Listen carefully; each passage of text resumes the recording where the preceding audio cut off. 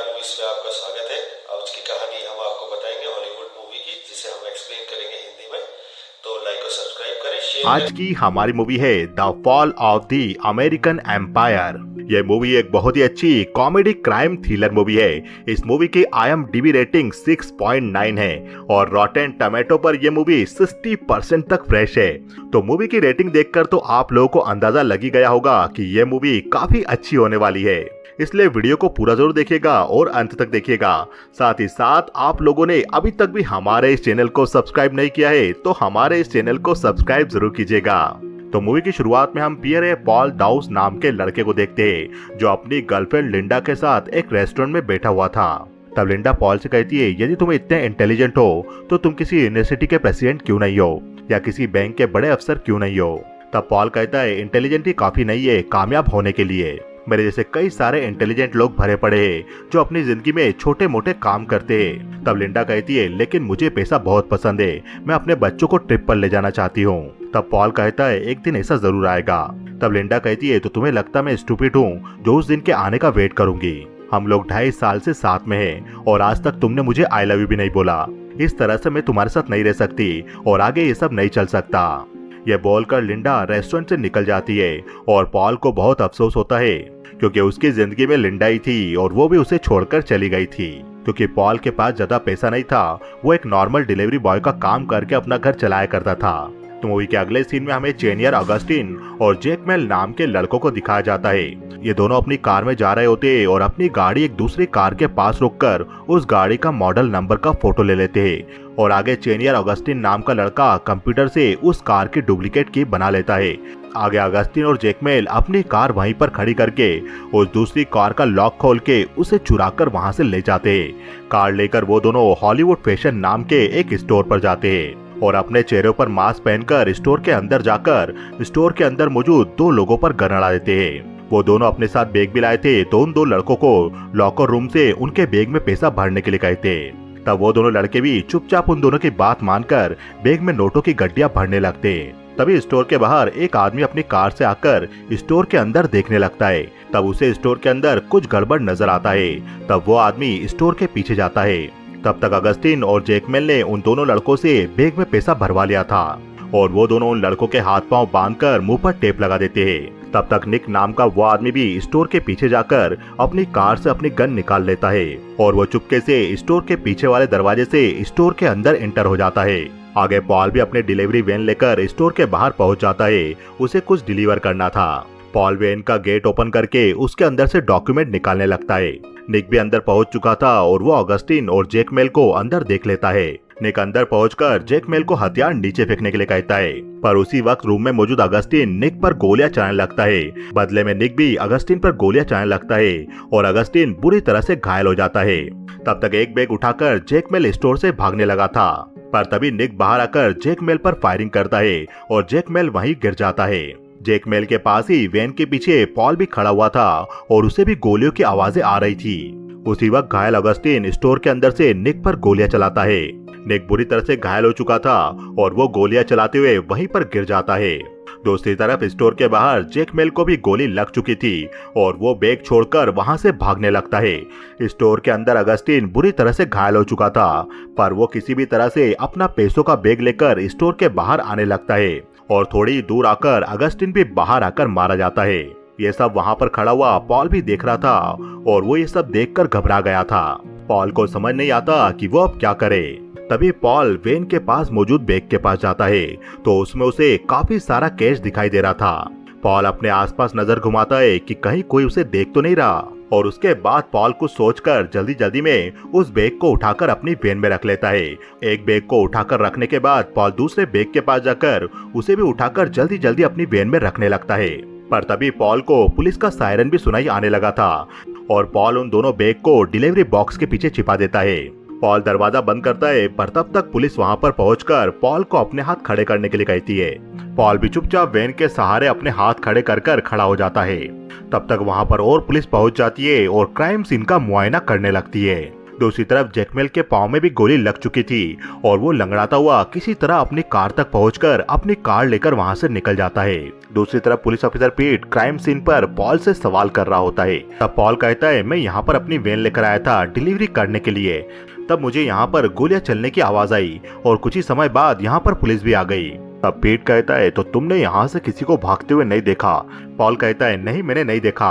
तभी पॉल का फोन बजने लगता है और पॉल सामने वाले से बात करने लगता है। तभी वहाँ खड़ी पुलिस ऑफिसर कार्ला वैन का दरवाजा ओपन करके देखने लगती है। तब तक वहाँ पर व्लादिमीर फ्रांसिस नाम का आदमी अपनी कार लेकर पहुँच जाता है और वो कार से उतरते ही पुलिस से पूछता है, यहाँ पर ये सब क्या चल रहा है?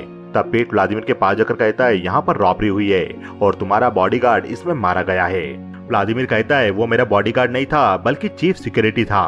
पीट कहता है, पर वो मारा गया, यहाँ के लॉकर रूम में तुम्हारा कितना पैसा रखा था? तब व्लादिमीर कहता है, मुझे ठीक से नहीं पता। तब वहीं खड़ा जिन कहता है, पर अभी तो तुम्हारा लॉकर पूरी तरह से खाली है। यह सुनकर व्लादिमीर को झटका लगता है क्योंकि उसके लॉकर में तो काफी सारा पैसा था। पॉल भी वहाँ पर खड़ा हुआ व्लादिमीर और पुलिस की बातों को सुन रहा था और पॉल समझ जाता है कि यह सारा पैसा 2 नंबर का था।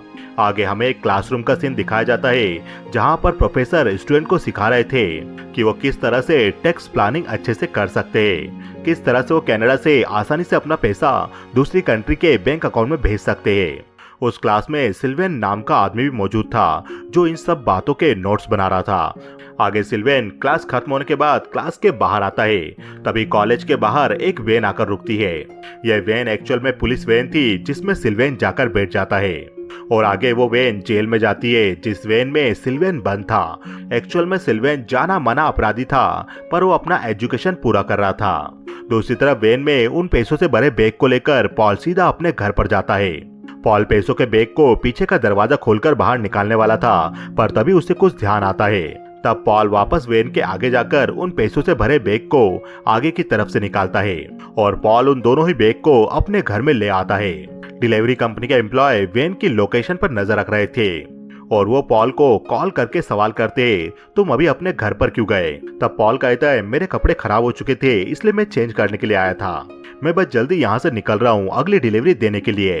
अब रात हो चुकी थी और पॉल भी अपनी ड्यूटी खत्म करके अपने घर पहुँच चुका था। पॉल के सामने वो पैसों का बैग खुला हुआ था और पॉल को समझ नहीं आ रहा था कि वो अब क्या करेगा। तभी पॉल को एक आइडिया आता है और वो उस बैग से कुछ पैसा निकालकर अपने ड्रॉर में रख देता है और बाकी पैसों से भरे दोनों बैग लेकर अपनी गाड़ी में कहीं जाने लगता है। और आगे पॉल उन पैसों से भरे बैग को लेकर स्टोरेज शॉप तक पहुंचता है। वहां पर एक शॉप रेंट पर लेकर पॉल उन दोनों बैग को स्टोरेज शॉप में रख देता है और ताला लगाकर वहां से निकल जाता है। आगे पॉल कम्युनिटी किचन में होता है जहां पर वो होमलेस लोगों को खाना खिलाने का काम कर रहा था।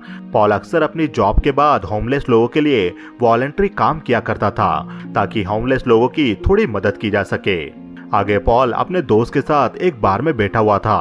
पॉल का दोस्त भी उसकी तरह होमलेस लोगों के लिए काम को वॉलंटियर किया करता था। तब पॉल अपने दोस्त से कहता है, तुम्हें पता है इस दुनिया में सबसे ज्यादा इम्पोर्टेंट किसकी है? इस दुनिया में सबसे ज्यादा इम्पोर्टेंट पैसों की है। पैसों के बगैर हमारी कोई वैल्यू नहीं, हमसे किसी को कोई मतलब नहीं। तब पॉल का दोस्त कहता है, मेरा तो बस एक ही सपना है कि मेरा खुद का अपना घर हो। उस घर में बस इतनी सी जगह हो कि मैं अपने लिए कुछ बना सकूं और बेड पे आराम से सो सकूं। क्योंकि जब मैं नवंबर में रातें किसी स्टोर के बाहर गुजारता हूं तो वहां पर बहुत ठंड लगती है और बेमौसम बरसात भी होने लगती है, इसलिए बिना घर के रातें गुजारना मेरे लिए बुरे सपने से कम नहीं। पॉल अपने दोस्त की बातें ध्यान से सुन ही रहा था तभी टीवी पर एक न्यूज चल रही थी जिस न्यूज में बताया जा रहा था अपराधी सिल्वेन बिग्रास को जेल से छोड़ दिया गया है। सिल्वेन बिग्रास को 9 साल की सजा सुनाई गई थी। सिल्वेन बिग्रास पर धमकी देने और मनी लॉन्ड्रिंग के आरोप थे। बिग्रास का दिमाग काफी तेज था इसलिए डिपार्टमेंट ने उसे एजुकेशन के लिए भी अलाउ किया था और बिग्रास ने जेल में रहते हुए बीए फाइनेंस की डिग्री ली। पॉल भी ये न्यूज देख रहा था और वो समझ गया था कि सिल्वेन बिग्रास ही वो आदमी है जो उसकी मदद कर सकता है। आगे सिल्वेन बिग्रास की जेल से रिहाई होती है और वो जेल से बाहर आता है और आगे जाकर बस का वेट करने लगता है। तब पॉल भी अपनी गाड़ी सिल्वेन के पास जाकर रोकता है और वो सिल्वेन को एक कागज पर अपना नाम और नंबर लिख कर देता है और पॉल कहता है, मेरे पास बहुत सारा पैसा है इसलिए मुझे तुम्हारी हेल्प की जरूरत है। अगर तुम तैयार हो तो मुझे इस नंबर पर कॉल करना। आगे पुलिस ऑफिसर कार्ला और पुलिस ऑफिसर पीट जैकमेल के घर पर जाकर उसकी मॉम से मिलते हैं। तब कार्ला कहती है, क्या आपका बेटा भी घर पर है? तब जैकमेल की मॉम कहती है नहीं, वो अभी घर पर नहीं है, वो कभी कभी घर पर आता है। तब कार्ला कहती है क्या आप चेनियर अगस्टिन को जानते हो? चेनियर अगस्टिन आपके बेटे जैकमेल का जेल में बहुत अच्छा दोस्त रह चुका था और अब वो गोलीबारी में मारा गया है। क्या आप बता सकती हो आपका बेटा आखिरी बार चेनियर अगस्टिन से कब मिला था? तब जैकमेल की मॉम पुलिस को कोई जवाब नहीं देती। तब कार्ला जैकमेल की मॉम को अपना कार्ड देकर वहां से निकल जाती है। जैकमेल भी उस समय घर में था और उसकी मॉम उसे कार्ड दे देती है। दूसरी तरफ पॉल कुछ लड़कियों के वीडियो देख रहा था जिन्हें वो अपने घर पर बुला सके एंजॉय करने के लिए। तभी पॉल को एक लड़की की वेबसाइट दिखाई देती है और पॉल उस लड़की को ईमेल करके अपने घर बुला लेता है। आगे सिल्वेन बिग्रॉस नाम के उस आदमी को पॉल की बातों में इंटरेस्ट आता है और वो पॉल को मिलने के लिए बुलाता है। सिल्वेन बिग्रॉस पॉल से कहता है तुम्हारे पास कितना पैसा है जिसकी तुम मुझसे बात कर रहे थे? तब पॉल कहता है मुझे ठीक से पता नहीं क्योंकि मैंने उसे काउंट नहीं किया। यह सुनकर सिल्वेन थोड़ा गुस्सा हो जाता है और वो पॉल से उसका पेन लेकर एक पेपर पर अपना नंबर लिखते हुए कहता है देखो पहले तुम मुझे अपनी इन्वेस्टमेंट रिपोर्ट दिखाओ, अपना बैंक स्टेटमेंट बताओ, अगर तुम इस सब के लिए तैयार हो तभी मुझे इस नंबर पर कॉल करना। यह कहकर सिल्वेन बिग्रॉस वहां से निकल जाता है। आगे पॉल के घर पर वही लड़की आती है जिसे पॉल ने ईमेल लिखकर अपने घर पर बुलवाया था। पॉल उस लड़की से कहता है क्या आपका नाम ही एस्पासिया है? तब वो लड़की हाँ का इशारा करके कार में बैठे आदमी के बारे में पॉल को बताती है। एस्पासिया कहती है कार में जो आदमी बैठा है वो मेरा पर्सनल ट्रेनर है, वो ब्लैक बेल्ट है और मेरे पास पैनिक बटन है। यह कहकर एस्पासिया घर के अंदर एंटर हो जाती है। घर के अंदर आने के बाद पॉल कहता है यदि मैं कुछ भी तुम्हारे साथ करूंगा तो क्या तुम पैनिक बटन दबा दोगी? तब एस्पासिया कहती है ऐसा कुछ नहीं है, ये सिर्फ प्रिकॉशन के लिए है। तब पॉल कहता है तो फिर ठीक है, नहीं तो मैं तो घबरा ही गया था, क्या मैं आपको पहले पेमेंट दे दूं? तब एस्पासिया कहती है मैंने आपको मैसेज करा था, आप जो भी पेमेंट मुझे देंगे उसे एनवेलप में पैक करके अपने टेबल पर रख दीजिएगा। यह बात सुनकर पॉल अपने ड्रॉर से पैसा निकालकर एनवेलप में डालने लगता है। तभी एस्पासिया वहां पर आकर पॉल को ड्रॉर बंद करते हुए देख लेती है। आगे पॉल उस एनवेलप को टेबल पर रखकर एस्पासिया के लिए ड्रिंक रेडी करने लगता है। तब एस्पासिया कहती है क्या तुम्हारे घर में कोई टाई है, मुझे उसकी जरूरत पड़ेगी। आगे पॉल टाई लेने अपने रूम में चला जाता है। तभी एस्पासिया वो ड्रॉर ओपन करके देख लेती है और एस्पासिया को उस ड्रॉर में काफी सारा कैश नजर आता है। पॉल के वापस आने से पहले एस्पासिया वापस ड्रॉर को बंद करके नॉर्मल हो जाती है। पॉल टाई लेकर आता है और एस्पासिया चेयर के साथ उसके हाथ बांध देती है और वो पॉल के साथ चेयर पर भी इंटीमेट होने लगती है। तभी एस्पासिया को उसके ट्रेनर का कॉल आता है जो नीचे कार में ही बैठा हुआ था। उसकी बातें सुनकर एस्पासिया जल्दी जल्दी में वहां से जाने लगती है। घर के बाहर निकलते ही एस्पासिया को पुलिस ऑफिसर पीट और पुलिस ऑफिसर कार्ला मिल जाती है। आगे पीट और कार्ला पॉल के घर में आते हैं उससे पूछताछ करने के लिए और पीट पॉल से पूछता है क्या तुम्हारे पिताजी बहुत रईस थे, क्या वो तुम्हारे लिए बहुत सारा पैसा छोड़कर गए हैं? तब पॉल कहता है नहीं, वो एक फैक्ट्री में काम करते थे, लेकिन आप ये सब सवाल क्यों कर रहे हो? तब पीट कहता है क्योंकि जो लड़की तुम्हारे घर से अभी अभी गई है उसके एक बार किसी के घर पर जाने की फीस तुम्हारे 2 महीने की सैलरी के बराबर है। तब पॉल कहता है लेकिन वो मेरी फ्रेंड थी और वो मुझसे मिलने आई थी। तब कार्ला कहती है और उसने तुम्हारे हाथ में फ्रेंडशिप बेल्ट की जगह टाई बांधी है और वो यहाँ पर अपनी पैंटी भी भूलकर चली गई है। तब पीट कहता है हमें अब बेवकूफ बनाना बंद करो, जो पैसा उस दिन वहां से चोरी हुआ था वो वेस्ट एंड गैंग का था, इसलिए जिसने भी वो पैसा चुराया है आज नहीं तो कल वो लोग उस तक पहुंचकर उसे खत्म कर देंगे। अब मूवी के अगले सीन में हम जैकमेल को देखते हैं जो ठीक होकर अपने घर से निकलता है। तभी रास्ते में जैकमेल के पीछे पीछे एक गाड़ी चलने लगती है और उस गाड़ी से कुछ लोग निकलकर जैकमेल को अपनी गाड़ी में जबरदस्ती बैठाकर ले जाते हैं। दूसरी तरफ पॉल सिल्वेन बिग्रॉस के घर पर जाता है और पॉल सिल्वेन बिग्रॉस से कहता है मैं काफी सीधा आदमी हूँ, मैं एक नॉर्मल जॉब करता हूँ, तुमने मुझसे मेरे बैंक स्टेटमेंट मांगी थी पर उसमें ज्यादा पैसा नहीं है, मेरा सारा पैसा 2 स्पोर्ट्स बैग में है। तब सेल्विन कहता है तो वो वेस्ट एंड गैंग का पैसा है। पॉल कहता है हाँ पुलिस ऑफिसर भी यही सब बोल रहे थे, लेकिन तुम्हें कैसे पता? तब सेल्विन कहता है क्योंकि ये न्यूज चारों तरफ फैल चुकी है और उन पैसों को यूज करना मतलब बहुत बड़ा खतरा है। तब पॉल कहता है लेकिन मेरे पास ये एक ही चांस है अमीर बनने का, क्या तुम इस काम में मेरी मदद कर सकते हो? अगर तुम चाहो तो हम पैसों को 50-50 बांट लेंगे। आगे पॉल सेल्विन को अपने साथ स्टोरेज शॉप पर ले जाता है जहाँ पर उसने वो पैसों के बैग छिपाए थे। तब सेल्विन अपना चेहरा कैमरों से छुपाते हुए चल रहा था। आगे पॉल सेल्विन को स्टोरेज शॉप का ताला खोलकर वो पैसा दिखाता है और पैसा देखकर सेल्विन कहता है मैं तैयार हूँ तुम्हारा साथ देने के लिए, पर मेरे कुछ रूल्स होंगे, जैसे अभी तक तुम रहते आए हो ठीक वैसे ही रहोगे और कोई भी महंगी चीज नहीं खरीदोगे। जब तक हम इन सारे पैसों को लीगल ना बना दे तब तक तुम इन्हें यूज नहीं करोगे। तब पॉल कहता है लेकिन इसमें से मैंने कुछ पैसा निकाल लिया था जो मेरे घर के ड्रॉवर में है, और उसमें से कुछ पैसा मैंने एक स्कॉट को भी दिया था जिसे मैंने घर पर बुलाया था। तब पुलिस ने भी स्कॉट को मेरे घर पर देख लिया था और उन्होंने मुझसे इस बारे में सवाल भी किया था, लेकिन मैंने पुलिस को बता दिया था कि वो मेरी फ्रेंड थी, इसलिए मुझसे घर पर मिलने आई थी। मूवी के अगले सीन में हमें व्लादिमीर के साथ शॉन मैकडॉवेल नाम के आदमी को दिखाया जाता है। शॉन मैकडॉवेल ही वो आदमी था जिसकी गैंग का वो पैसा था, और शॉन मैकडॉवेल जैकमेल को टॉर्चर करके उससे पैसों के बारे में पूछता है। काफी पूछने के बाद भी जैकमेल उन्हें उन पैसों के बारे में कुछ नहीं बता पाता। तब शॉन इशारा करता है और शॉन के आदमी चेन को टाइट करने लगते हैं, और चेन को ज्यादा टाइट करने के कारण जैकमेल के दोनों हाथ टूट जाते हैं। आगे शॉन बाहर आकर व्लादिमीर से कहता है इसके पास वो पैसा नहीं है, इसका मतलब तुम प्रॉब्लम में हो। पॉल भी एस्पासिया को मैसेज करके उसे मिलने के लिए बुलाता है। दूसरी तरफ एक आदमी को घायल जैकमेल पुरानी गाड़ी के अंदर दिख जाता है। वह आदमी जैकमेल को हॉस्पिटल में एडमिट करवा देता है और वहां पर पीट और कार्ला उससे मिलने जाते हैं। दूसरी तरफ एस्पासिया भी एक रेस्टोरेंट में पॉल से मिलने के लिए जाती है, और वहां पर पार्किंग में पुलिस भी मौजूद थी जो पॉल के ऊपर 24 घंटे नजर रख रही थी। पॉल एस्पासिया से रेस्टोरेंट में काफी सारी बातें करता है, और आगे वो दोनों पार्क में घूमते हुए आपस में बातें शेयर करने लगते हैं, और बातें करते करते साथ में घूमते घूमते सुबह हो जाती है। आगे वो दोनों रेस्टोरेंट में ब्रेकफास्ट कर रहे होते हैं। तब एस्पासिया पॉल से पूछती है तुम्हारे पास इतना सारा पैसा कहाँ से आया। तब पॉल कहता है मैं तुम्हें उसके बारे में नहीं बता सकता, वो थोड़ा सीक्रेट है। एस्पासिया पॉल से कहती है क्या तुम मुझे वो पैसा बता सकते हो। यह सुनकर पॉल एस्पासिया को भी स्टोरेज शॉप तक लेकर जाता है। तब वो देखता है कि स्टोरेज शॉप का ताला टूटा हुआ था और स्टोरेज के अंदर पैसों के वो बैग भी मौजूद नहीं थे। तब पॉल कहता है सब कुछ खत्म हो गया, अब मुझे वापस डिलीवरी का काम जिंदगी भर के लिए करना होगा, पर एक बात इसमें अच्छी हुई जो तुम मुझे मिल गई। ये सुनकर एस्पासिया गुस्सा होकर वहाँ से जाने लगती है। पॉल एस्पासिया को समझाने लगता है, पर तभी वहाँ पर पुलिस भी पहुँच जाती है। पुलिस स्टोरेज चेक करती है तो उसमें पैसा मौजूद नहीं था। तब पुलिस इंस्पेक्टर पॉल से पूछता है तुम यहाँ पर क्यों आए थे, क्या तुम हमें बता सकते हो। कमीली ये तुम्हें यहाँ पर लेकर क्यों आया था। तब पॉल कहता है कमीली, कौन कमीली। तब वहीं खड़ी कार्ला पॉल से कहती है तुम तो इसके दोस्त थे ना, और तुम्हें इसका असली नाम भी नहीं पता। इसका असली नाम कमीली लाफॉन्टेन है। तब वहीं खड़ी एस्पासिया यानी कमीली कहती है इसने स्टोरेज रूम रेंट पर मेरे लिए लिया था क्योंकि मेरा अपार्टमेंट पूरा भर चुका था। पीट को पॉल और कमीली की बात पर विश्वास नहीं होता। तब पीट उन दोनों को ले जाकर जैकमेल के फोटो दिखाता है कि उसे किस तरह से टॉर्चर किया गया था।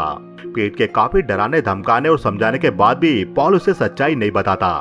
आगे पॉल और कमीली सेल्विन के घर पर जाते हैं, और सेल्विन को घर पर देखते ही पॉल उस पर हमला कर देता है। तब सेल्विन पॉल को गिराकर कहता है तुम्हें तुम्हारा पैसा चाहिए ना, ये रहा तुम्हारा पैसा। सेल्विन ने वो पैसों के बैग अपनी अलमारी में रख रखे थे जो पॉल को दिखा देता है। तब सेल्विन कहता है पुलिस में मेरे कुछ दोस्त थे और उन्होंने मुझे बताया कि वो तुम पर नजर रख रहे, इसलिए वक्त रहते ही मैं सारे पैसों को यहाँ पर ले आया। आगे पॉल सेल्विन और कमीली दोनों को आपस में मिलवाता है। मूवी में आगे पीट और कार्ला जैकमेल से पूछताछ करते हैं, पर जैकमेल उन्हें कुछ भी बताने के लिए तैयार नहीं होता। तब कार्ला अकेले में जैकमेल से उसकी माँ के बारे में इमोशनल बातें करने लगती है कि अगर जैकमेल को कुछ हो जाएगा तो उसकी माँ का क्या होगा। तब जैकमेल कार्ला को सब कुछ सच बताने लगता है। उस दिन हमें रॉबरी करने के लिए व्लादिमीर ने हायर किया था, क्योंकि जो भी पैसा वेस्ट एंड गैंग में बटा करता था व्लादिमीर उसमें से अपना ज्यादा हिस्सा चाहता था। उस दिन हमने सोचा भी नहीं था कि व्लादिमीर का बॉडीगार्ड वहाँ पर पहुँच जाएगा, पर उसने वहाँ पर पहुँचकर हमारे सारे प्लान को बर्बाद कर दिया। आगे सेल्विन कमीली और पॉल को लेकर अपनी सीक्रेट जगह पर जाता है, और वहाँ पर सेल्विन गड्ढा खोदकर कहता है यहाँ पर मैं अपनी सीक्रेट चीजें छुपाया करता था, हम अभी के लिए ये पैसा भी यहाँ पर छिपा देंगे। तब पॉल कहता है ठीक है, लेकिन हमें जैकमेल की भी मदद करनी होगी, उससे हॉस्पिटल मिलने जाना होगा। तब सेल्विन कहता है हम ऐसा कुछ नहीं करने वाले। तब पॉल कहता है उसे इन पैसों की वजह से टॉर्चर किया गया था, लेकिन उसके पास तो ये पैसा है भी नहीं, हमें किसी तरह से उसकी मदद करनी होगी। तब कमीली भी जैकमेल की मदद करने के लिए सेल्विन से कहती है, और मजबूर होकर जैकमेल को भी उनकी बात को मानना पड़ता है। दूसरी तरफ शॉन मैकडॉवेल नाम का आदमी व्लादिमीर से आकर मिलता है, और वो उसे कहता है वो पैसा तुम्हारे पास से चोरी हुआ, इसलिए तुम्हें हमें वो पैसा चुकाना होगा, और जब तक तुम वो पैसा नहीं चुकाओगे तब तक तुम्हें 5% इंटरेस्ट देना होगा हर वीक का। और व्लादिमीर को धमकी देकर शॉन वहाँ से चला जाता है। दूसरी तरफ सेल्विन भी जैकमेल से हॉस्पिटल में मिलने जाता है, और वो उसे कहता है एक चाइनीज आदमी तुम्हारे पास आएगा, तुम उसके साथ चले जाना, कुछ लोग हैं जो तुम्हारी मदद करना चाहते हैं। तब जैकमेल कहता है लेकिन पुलिस ने मुझसे वादा किया है कि वो मेरी हेल्प करेंगे। तब सेल्विन कहता है पुलिस तुम्हारी हेल्प कुछ ही समय के लिए करेगी, वो तुम्हें यहाँ से टिकट देकर किसी और जगह पर भेज देगी और खाने पीने का खर्चा दे दिया करेगी। पर कुछ हफ्तों या महीनों बाद तुम जब वापस लौटोगे तो गैंग वाले लोग वापस तुम्हारा यही हाल करेंगे। इसलिए मैं जैसा कहता हूँ तुम वैसा करो, इसमें ही तुम्हारा फायदा है। आगे पॉल और कमिली सेल्विन के साथ होते हैं और पॉल सेल्विन से कहता है हम वो पैसा कब यूज करेंगे। तब सेल्विन कहता है हमें किसी मेजर ऑपरेटर को ढूंढना होगा जो हमारे ब्लैक पैसे को व्हाइट कर दे। तब कमिली कहती है मैं एक आदमी को जानती हूँ, उस आदमी का नाम विल्ब्रो टेस्चेरो है।